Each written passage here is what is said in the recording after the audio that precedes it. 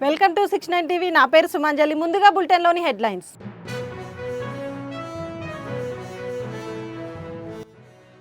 త్వరలోనే ఎల్కేజీ పిల్లలకు మోదీ కిట్స్ అందజేస్తా కేంద్ర మంత్రి బండి సంజయ్ కుమార్ ప్రకటన.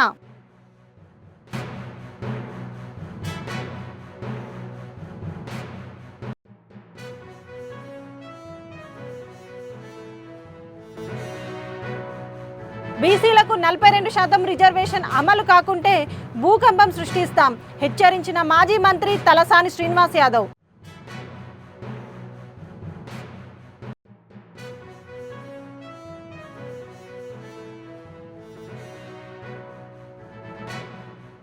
రేవంత్ రెడ్డి మొనగాడు అయితే మమ్మల్ని ఎందుకు హౌస్ అరెస్టులు చేశారు అంటూ మాజీ ఎమ్మెల్యే గాదర్ కిషోర్ కుమార్ అన్నారు.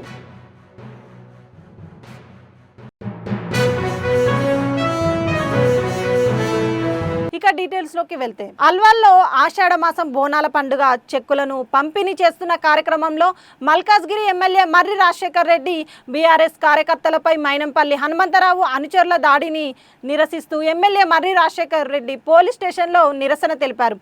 నిరసన తెలుపుతున్న ఎమ్మెల్యే రాజశేఖర్ రెడ్డిని బీఆర్ఎస్ పార్టీ నాయకులను అదుపులోకి తీసుకున్న పోలీసులు.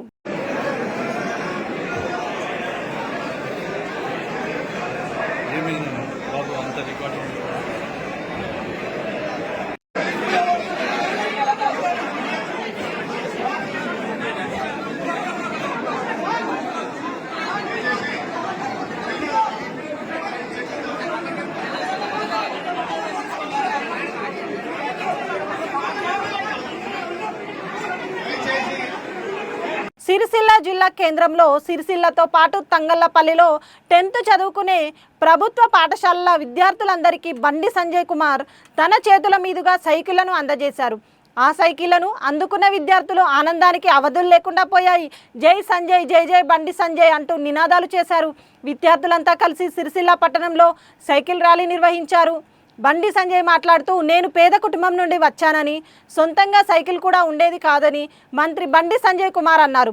ప్రభుత్వ పాఠశాలల్లో చదువుకునే విద్యార్థులంతా పేద కుటుంబాలకు చెందిన వారేనని, ఆ బాధ విద్యార్థులు పడకూడదనే ఉద్దేశంతోనే 10th చదువుకునే విద్యార్థులకు సైకిళ్లు పంపిణీ చేస్తున్నానని ప్రకటించారు. ఎవరికి తెలుసా ఇది?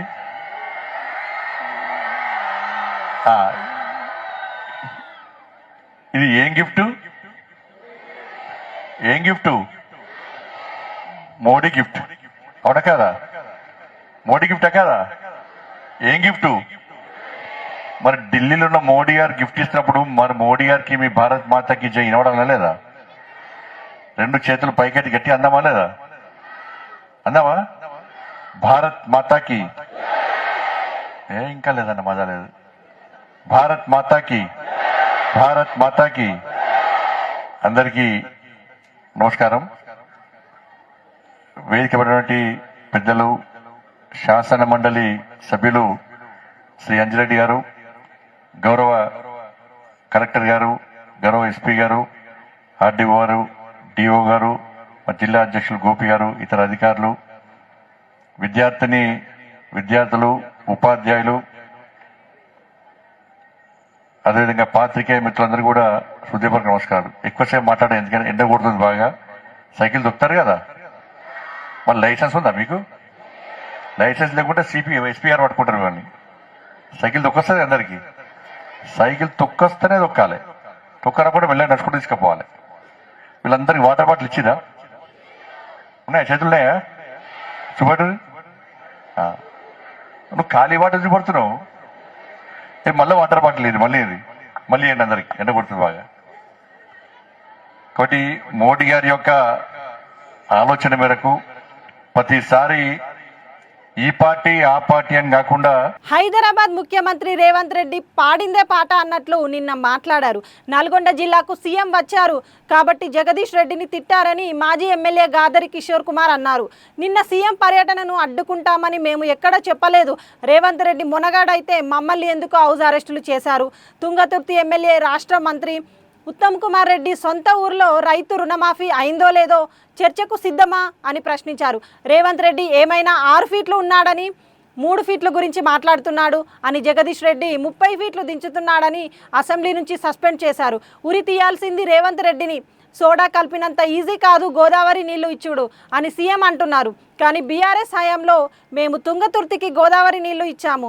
తుంగతుర్తి నియోజకవర్గంలో 3 కొత్త మండలాలు అయితే 2 మండలాలకు బిల్డింగ్లు ఎట్లా అని ఆయన అన్నారు. తెలంగాణ రాష్ట్ర ముఖ్యమంత్రి రేవంత్ రెడ్డి గారు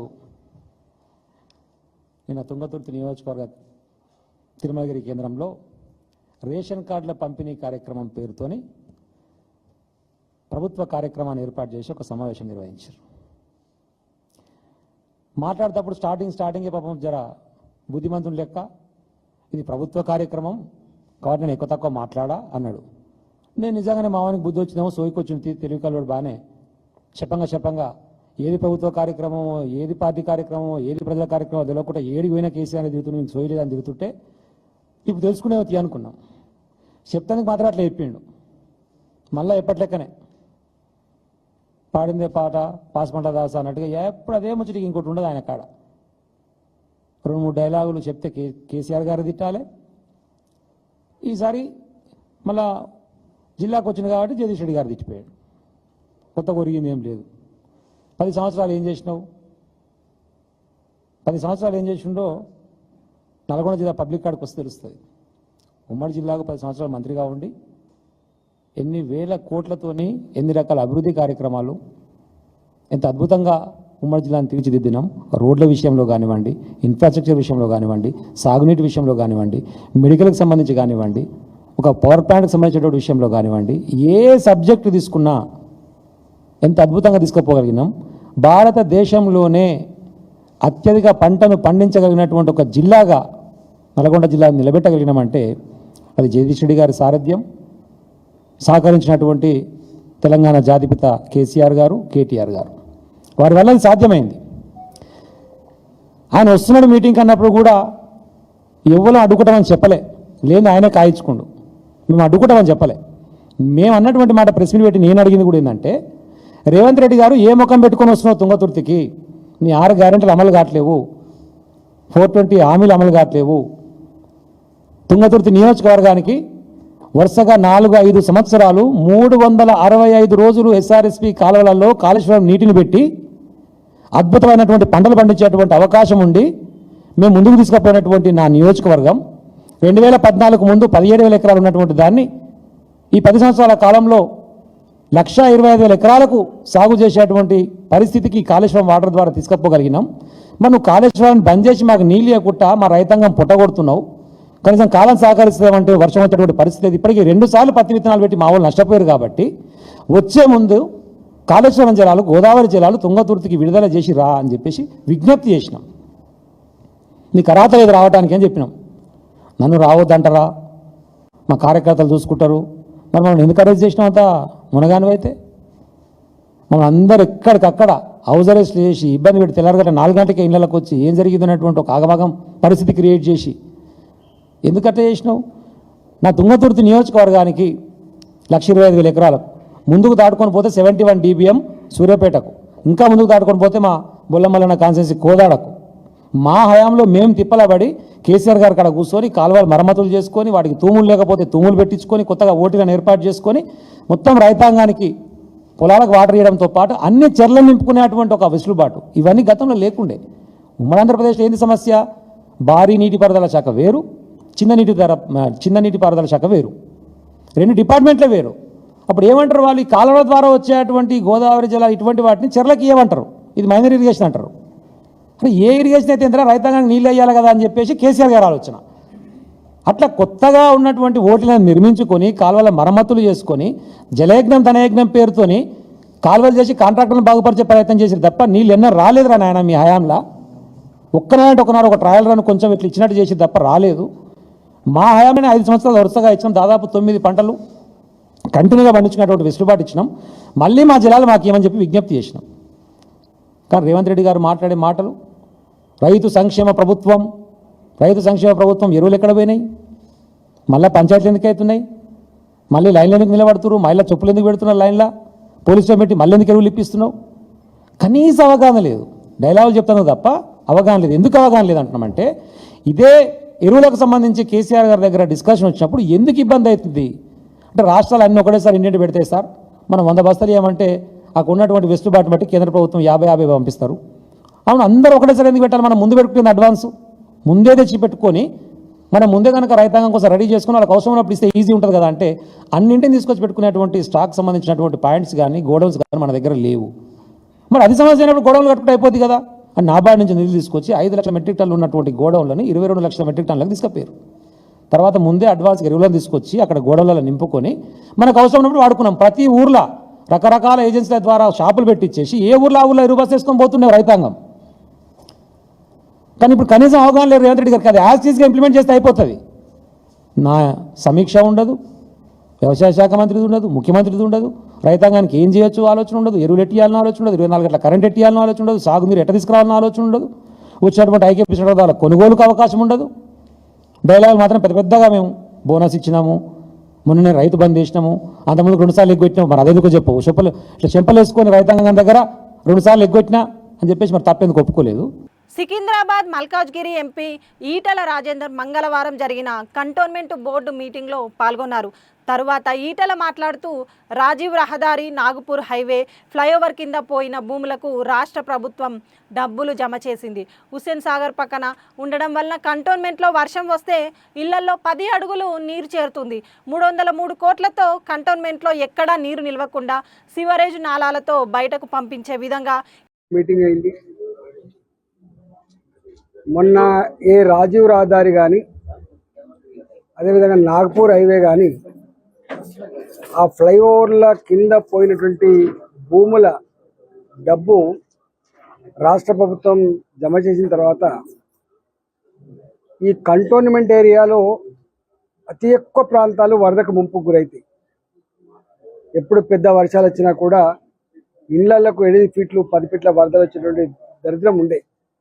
ఇక్కడ హుస్సేన్ సాగర్ పక్కకే ఉంది కాబట్టి ఆ 303 కోట్ల రూపాయలతో కంటోన్మెంట్లో ఎక్కడ కూడా ఒక సుక్క నీరు నిల్వ ఉండకుండా ఆ వాటర్, స్టామ్ వాటర్ని కానీ అదేవిధంగా డ్రైనేజ్ వాటర్ని కానీ సివరేజ్ పైప్ లైన్లతో అదేవిధంగా నాలాలతో బయటికి పంపించే దానికోసం ఈ 303 కోట్ల రూపాయలలో మెజారిటీ పైసలు దానికోసం ఖర్చు పెడతా ఉన్నారు.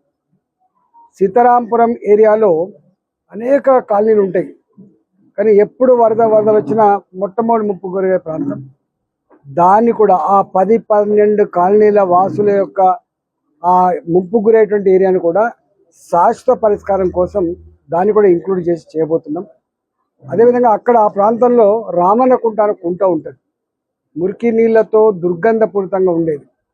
ఇలా చెరువు పక్క పండు ఉంటే మంచిగుంటుందని చెప్పి అనుకుంటే మురికి కుప్పం పట్టి దోమలు, ఈగలు, కంపవాసంతో ఇన్నాళ్ళుగా బతికిండ్రు. దాన్ని కూడా ఆ రామన్న కుంటని కూడా మోడర్నైజేషన్లో భాగంగా ఆ రామన్న కుంటని మంచి గొప్ప సుందరీకరణ, వాకింగ్ ట్రాక్ తోటి, మంచి పచ్చడి చెట్లతోటి ప్రజలు సేదతీరేటువంటి కేంద్రంగా దాన్ని కూడా తీర్చిదిద్దపోతూ ఉన్నారు. అదేవిధంగా అనేక సంవత్సరాలుగా ఇక్కడ మొత్తం రోడ్లన్నీ కూడా పాత పడిపోయి గతుకుల రోడ్డుగా మారిపోయినాయి. ఆ రోడ్లన్నీ కూడా టిప్ టాప్ చేసే దాంట్లో మూడవది, ఇక్కడ అక్కడక్కడ కంటోన్మెంట్లో పెద్ద పెద్ద ప్లాట్లు ఉంటాయి, 800 గజాలు, 900 గజాలు, 1000 గజాలు. ఇప్పుడు అంత పెద్ద ప్లాట్ కొనేంత స్తోమత ఎవరికి లేకపోవడం వల్ల డివిజన్కి కూడా అలౌ చేసేటువంటి నిర్ణయం తీసుకోబడ్డది. కొంత ఆనాడు గవర్నమెంట్ ఆఫ్ తెలంగాణ యాక్షన్ పెడితే కొనుక్కున్న ప్లాట్లు కూడా కొన్ని ఇబ్బందులు పాలవుతున్న మాకు దృష్టికి వస్తే అలాంటి వాటి గవర్నమెంట్ దగ్గర యాక్షన్తో కొనుక్కున్నటువంటి ప్లాట్లకు ఇబ్బంది పెట్టద్దని, వాళ్ళకు పర్మిషన్లు లిబరల్ చేయాలని చెప్పి కూడా డిసిషన్ తీసుకోవడం జరిగింది. ఒక మాటలో చెప్పాలంటే కంటోన్మెంట్ రేపు పార్కులతో, ఓపెన్ జిమ్లతో, మురికి కాలువలు లేనటువంటి మొత్తం అండర్గ్రౌండ్ డ్రైనేజ్తో, ఇవాళ వర్షపు నీళ్ళు కూడా నిల్వ ఉండకుండా ఉండేటువంటి మంచి ప్రణాళికతో ఈ 303 కోట్ల రూపాయలతో ఒక సుందరమైన కంటోన్మెంట్ని తయారు చేయబోతారు. దానికోసం ఇలా డిస్కస్ చేయడం జరిగింది. చూద్దాం అంటే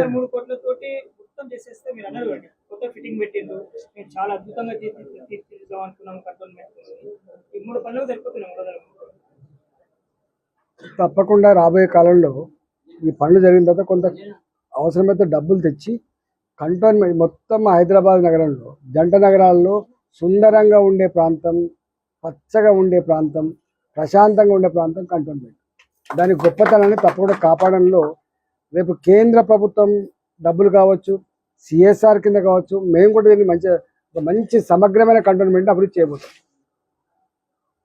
కంటోన్మెంట్ లో 35,000 ఓట్లు తొలగించబడ్డాయి. దానికి కేవలం ఎంపీకి ఎమ్మెల్యేకి మాత్రమే ఓటర్ హక్కు ఉన్నది, స్థానిక సంస్థలకు లేదని చెప్పేసి ప్రజలు. అంటే ఆ ఇష్యూ ఇంతకుముందు చర్చకు వచ్చింది, తప్పకుండా దాని మీద దృష్టి పెడతాం.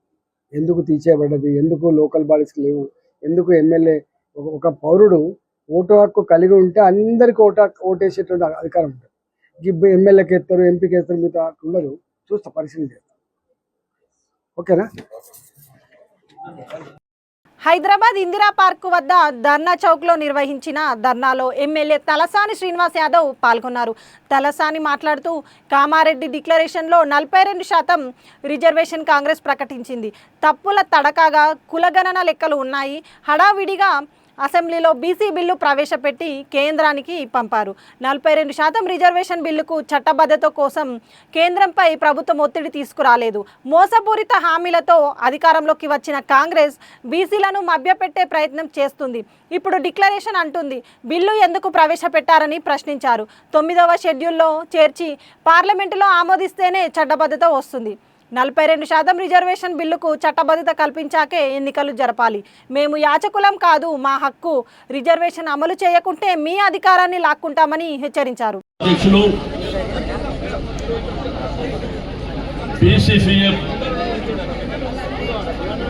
పెద్దలు కుమార్ గారికి, అదేవిధంగా యాదయ్య గౌడ్ గారు, కళ్యాణి గారు, రవీందర్ గారు, చందర్ గారు,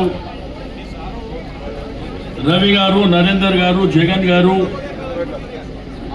మా ఎంపీటీసీ, జెడ్పీటీసీ సర్పంచులు, మరి గౌరవ పెద్దలు శాసన మండలిలో ప్రతిపక్ష నాయకులైనటువంటి మధుసూదనాచారి గారు, మా సోదరులు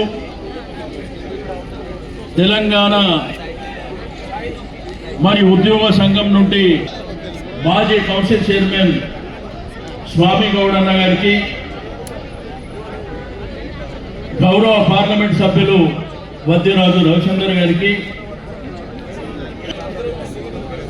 మాజీ శాసనసభ్యులు,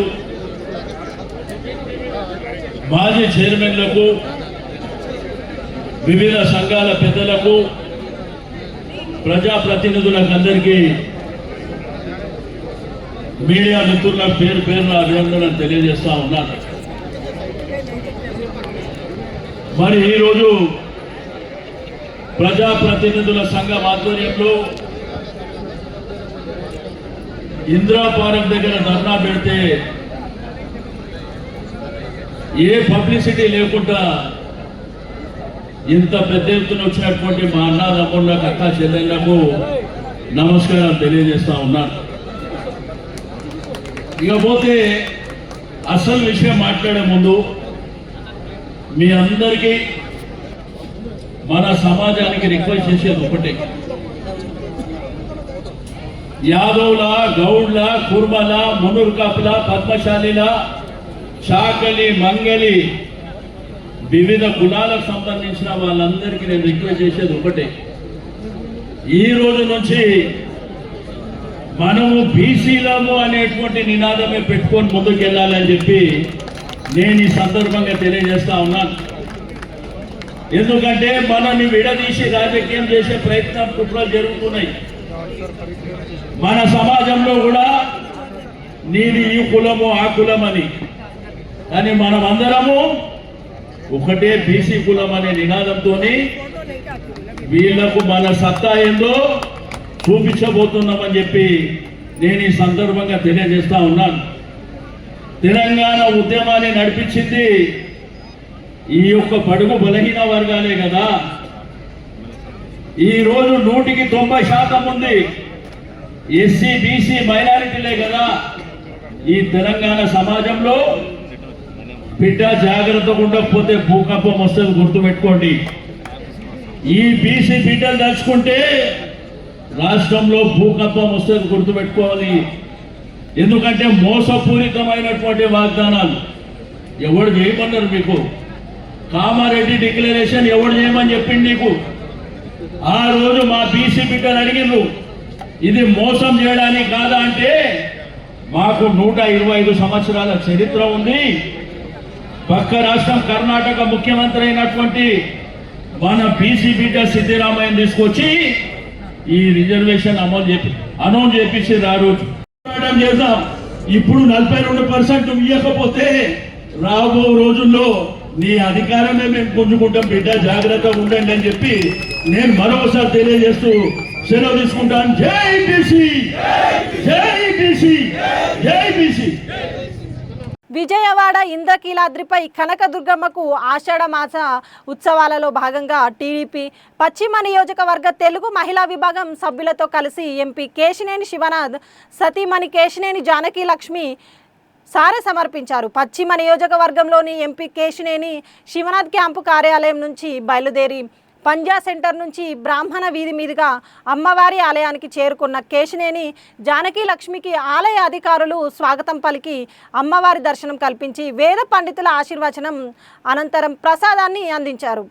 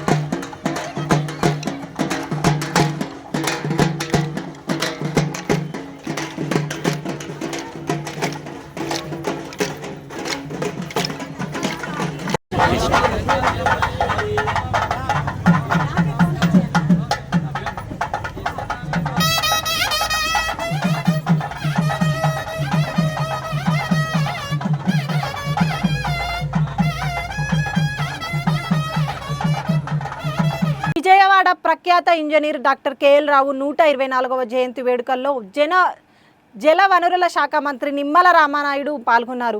విజయవాడ దుర్గా ఘాట్లోని ఇరిగేషన్ మోడల్ గెస్ట్ హౌస్ దగ్గర డాక్టర్ కేఎల్ రావు విగ్రహానికి పూలమాల వేసి నివాళులు అర్పించారు. మంత్రి మాట్లాడుతూ దేశ ఇరిగేషన్ రంగంలో డాక్టర్ కేఎల్ రావు చేసిన సేవలు చిరస్మరణీయమని కొనియాడారు.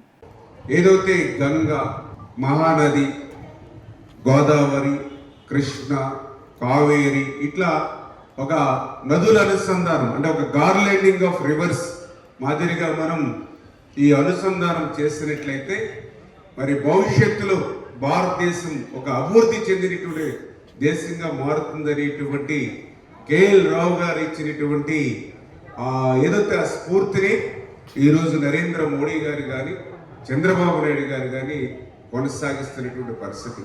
మరి మన కృష్ణా నది మీద ఉన్నటువంటి మన నాగార్జున సాగర్ గారు, అదేవిధంగా శ్రీశైలం ప్రాజెక్టు కానీ, అదేవిధంగా మహానది మీద హీరాకుడ్ ప్రాజెక్టు కానీ, అదేవిధంగా గంగా నది మీద ఫరక్కా బ్యారేజీ కానీ, అదేవిధంగా దామోదర మీద కోసి బ్యారేజీ కానీ ఇట్లా చెప్పుకుంటూ పోతే అత్యంత భారీ మరి ప్రాజెక్టులు, బహుళార్థకమైనటువంటి ప్రాజెక్టులకి శ్రీకారం చుట్టింది కేఎల్ రావు గారు. అటువంటి కేఎల్ రావు గారు మనవాడు, మన తెలుగువాడు అవడం మనందరికీ కూడా గర్వకారణమైనటువంటి విషయాన్ని కూడా ఈ సందర్భంగా తెలియజేసుకుంటూ, పోలవరం ప్రాజెక్టుని ప్రశ్నార్థకం చేసి పోలవరం ప్రాజెక్టుని ఇంకా భవిష్యత్తులో చూడలేమేమో, తెలుగు ప్రజలు పోలవరాన్ని మర్చిపోవడమేమో అనేటువంటి పరిస్థితికి గత ప్రభుత్వం నెట్టేసినటువంటి స్థితిలో మళ్ళీ ఈరోజు ఈ కూటమి ప్రభుత్వం అధికారంలోకి వచ్చి ఈ పోలవరం ప్రాజెక్టుని మళ్ళీ గాడిలో పెట్టి 2027 డిసెంబర్ కల్లా ఆ పోలవరాన్ని పూర్తి చేసేటువంటి లక్ష్యంతో ఈరోజు ఈ ప్రభుత్వం పనిచేస్తుంది అని అంటే ఈ పోలవరం పట్ల ఆ యొక్క గోదావరి యొక్క వరద. బులెటిన్ ముగించే ముందు హెడ్లైన్స్ మరోసారి.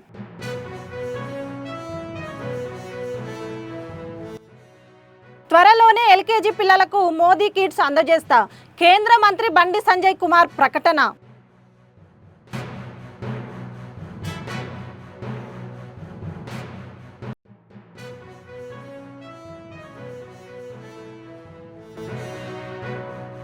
బీసీలకు 42% రిజర్వేషన్ అమలు కాకుంటే భూకంపం సృష్టిస్తాం, హెచ్చరించిన మాజీ మంత్రి తలసాని శ్రీనివాస్ యాదవ్.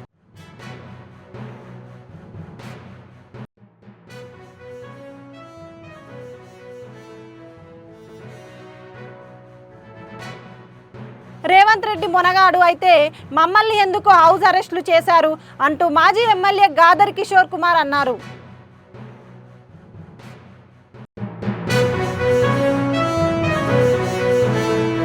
ఇవి బులెటిన్ విశేషాలు. మరిన్ని అప్డేట్స్ కోసం చూస్తూనే ఉండండి 69 టీవీ తెలుగు న్యూస్.